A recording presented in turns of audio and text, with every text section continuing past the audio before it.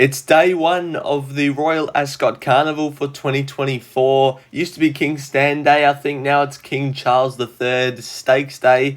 And we're going to kick off with race one. I did all these selections before the markets came out, so I could look like a total fool. But on top in the Group 1, the first race, the Group 1 Queen Anne Stakes over the 1,600 metres, I've got Doolally. This horse is a French horse, and it's going to be ridden by Mikel Barcelona. Mikel Barcelona actually has a 26% win strike rate with the trainer, which took my eye immediately before the markets came out. This horse has had some decent form, running fourth, only beaten 3/4 of a length at Paris, Longchamp last start, and it's had some decent runs in behind them. It's won 6 from 10 in its career.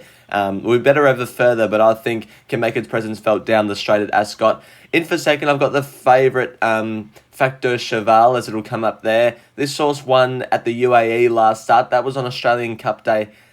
So it's had a spell since then, so might race a touch fresh, but it's 2 from 4 first up. It can definitely win. In for third, I've got the Toppy Audience. This horse was a last start Newbury winner, brings some good form heading into this race and draws well for the Royal Ascot Straight. And in for fourth, Poker Face. Had a decent SP behind Audience on that occasion, and now you can get a big price to find out. But I'm in the corner of Doolally at a bit of a price in the first race, the Group 1.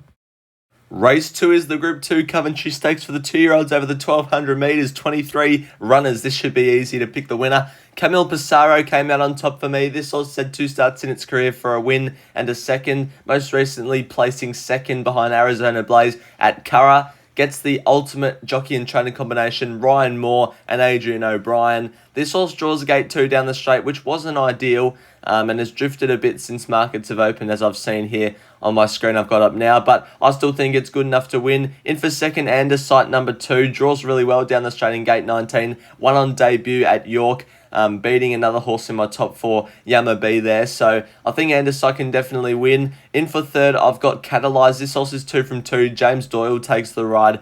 It's an Irish horse, and it should be making its presence felt, winning 2 on the bounce. And then in for fourth, Yama B there for Tom Marquand. This horse ran behind Anderson on debut, as I've already said, and can turn the tables here.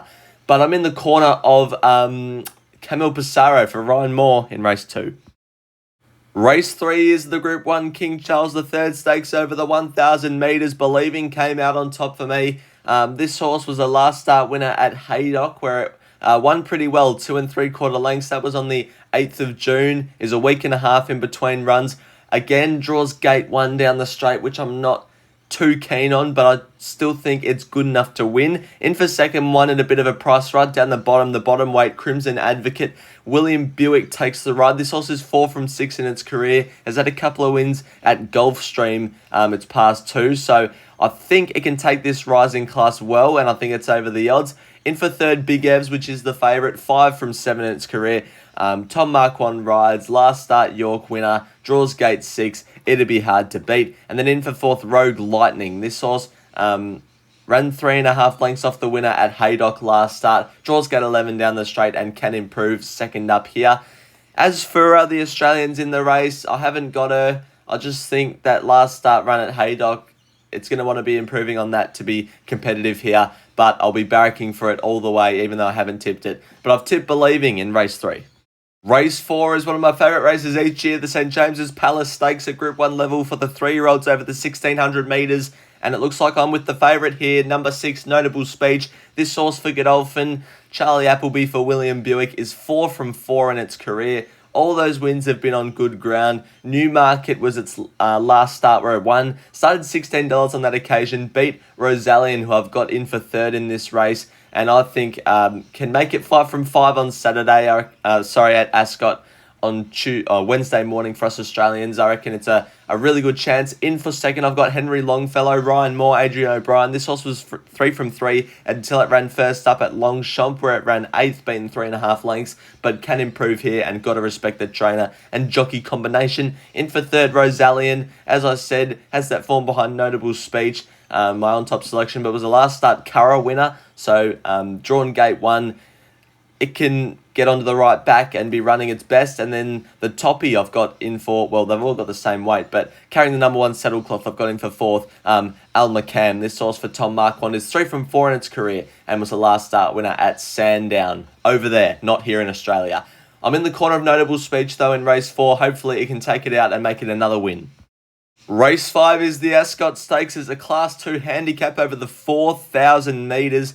I've got my Leica on top. This horse has only missed the top 3 once in its career from 8 starts. Ryan Moore takes the ride for Willie Mullins. Brilliant combination there. Last start ran 2nd at Killarney over this distance. I just think it's got the right form here. It's fitter for that run at Killarney, and 3rd up should be peaking. Gate 16 will need some luck to get in for cover, but trust Ryan Moore. I've got in for 2nd at a bit of a price, Almu Hit. This horse has only won 2 from 22 in its career, but was beaten comprehensively by another horse in the race, Boa Road, last start, but gets a massive weight swing on that horse and started a decent SP on that occasion. So I just think it's slightly over the odds compared to that horse, but will need to be improving. In for 3rd, Zandabad. This horse for Willie Buick has run in the top 3 in all 4 starts this preparation.